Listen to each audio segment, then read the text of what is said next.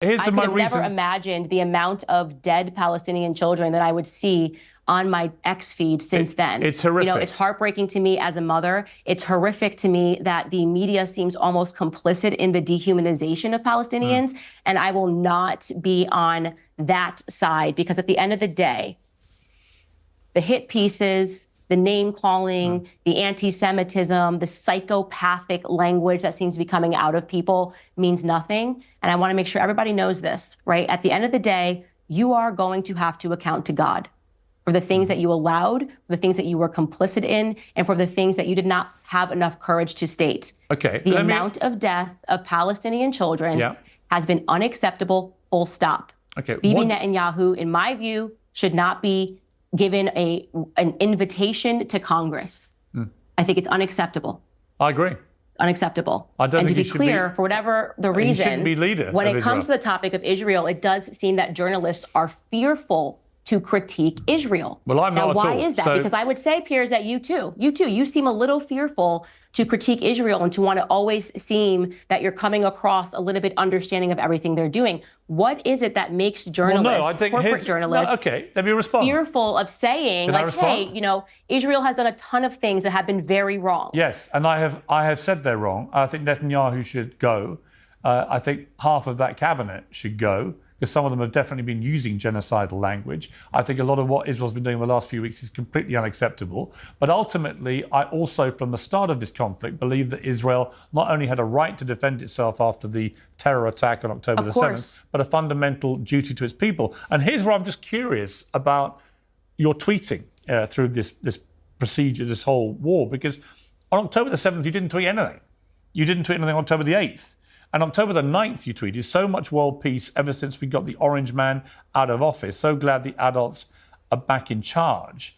A lot of people say, well, if you care this much about innocent people being killed, why didn't you say anything when 1,200 people were massacred to death in the most brutal, barbaric manner in this awful terror attack by Hamas, and nearly 7,000 more were wounded, some of them catastrophically and irreparably? Why did that not compel you to say anything? Well, first and foremost, Israel's a foreign country, so typically I talk about topics that have to do with America. Secondly, you're only quoting my Twitter feed. I'm also on Facebook. I'm also on Instagram. I also had a daily podcast in which I did respond directly about what happened and called the events horrific. Multiple times, said what Hamas did was absolutely horrific. So you're using a snapshot of my Twitter feed where you're acknowledging that I didn't tweet for days to suggest that I didn't have anything to say about what had happened.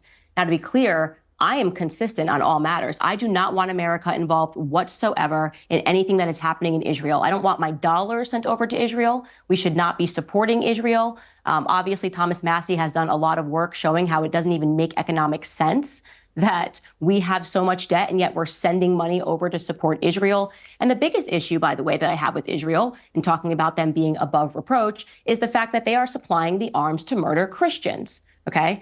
In Armenia, the oldest Christian country in the world, and yet nobody talks about that. For whatever reason, it seems to be the circumstance that when Jewish people die in Israel, it's wall-to-wall coverage. But when Christians die all over the world, nobody talks about it. Everyone wants to correlate everything to World War II. Everyone wants to talk about Adolf Hitler, and rightfully so, he was a horrific person. But nobody wants to talk about Henryk Yagoda, right? Nobody wants to talk about the Bolsheviks. Nobody wants to talk about the Christian Holocaust.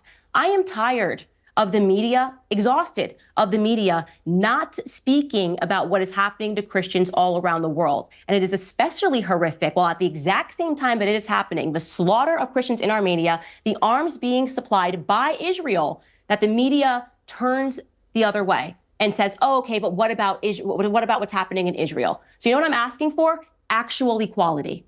Okay, because it seems like this is like a special category, the special relationship that we have.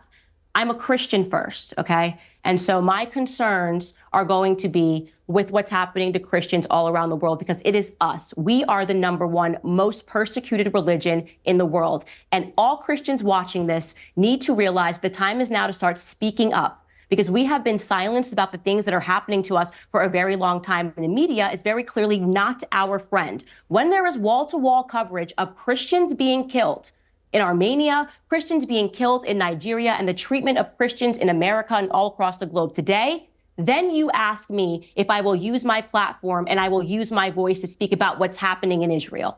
How about that? Okay. I think that's a perfectly reasonable point to make.